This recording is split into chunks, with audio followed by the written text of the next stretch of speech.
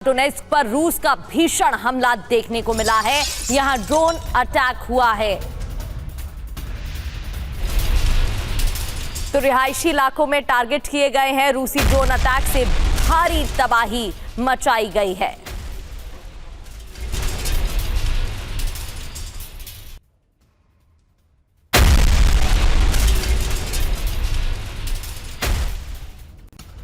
और एक और बड़ी खबर है, यूक्रेन के सूमी पर रूस का विध्वंसक हमला हुआ है। रूसी हमले से सूमी में कोहराम मच गया है। यूक्रेनी सेना के ठिकाने पर सटीक प्रहार किया गया है। तो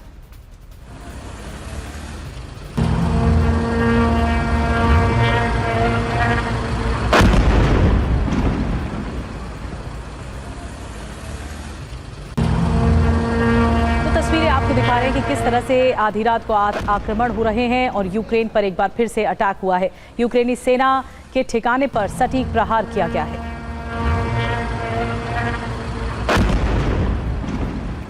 और एक और बड़ी खबर, यूक्रेन में रूस की बारूदी बौछार देखने को मिल रही है। पोक्रोवस्क में रूस का ड्रोन अटैक हुआ। यूक्रेन के सैन्य ठिकानों पर हमले किए जा रहे हैं।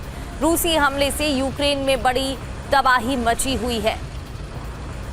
तो कल भी लगातार अटैक किए गए थे और रूस की बारूदी बौछार की कुछ तस्वीरें आपके सामने। पोक्रोवस्क वो इलाका जहां ड्रोन अटैक एक के बाद एक हुए हैं।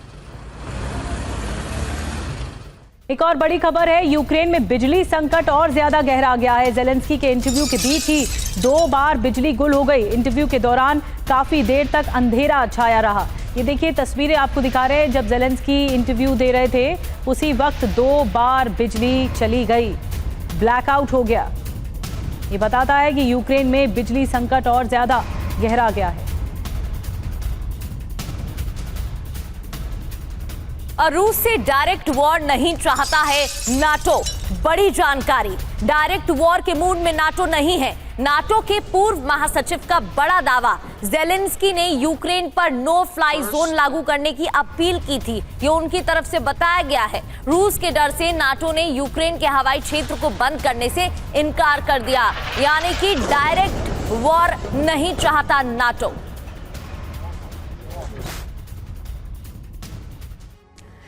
तो क्या रूस से डरा है नेटो? आपको बताते हैं खबर क्या है। सबसे पहले खबर जानिए, नेटो पूर्व महासचिव जेन्स स्टोल्टनबर्ग का बड़ा दावा है, रूस से सीधे युद्ध नहीं करना चाहता नेटो।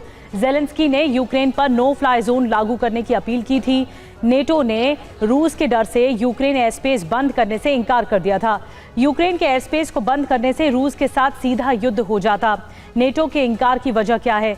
नेटो फाइटर जेट्स को यूक्रेन एयर स्पेस में तैनात करना पड़ता, रूसी मिसाइल और ड्रोन को इंटरसेप्ट करना पड़ता, रूस के एयर डिफेंस को नष्ट करना पड़ता। रूस नेटो देशों पर जवाबी हमले करता, नेटो के यूरोपीय बेस को भी टारगेट करता। तो रूस के एनर्जी इंफ्रास्ट्रक्चर पर भी बड़ा हमला हुआ है। स्ट्रैटेजिक तरीके से अटैक किए जा रहे हैं और रशिया के एनर्जी इंफ्रास्ट्रक्चर पर बड़ा अटैक। रूस के रोस्तोव में यूक्रेन ने तबाही मचाई हुई है। रोस्तोव के कई इलाकों में बिजली गुल, इसका असर ये देखने को मिल रहा है कि बिजली गुल हो गई है।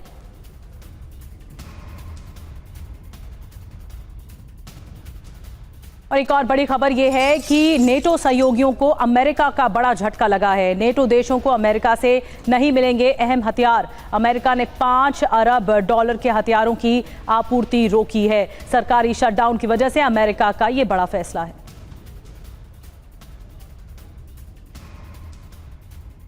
अब सवाल यह है कि कौन कौन से हथियारों की आपूर्ति रोक दी गई है।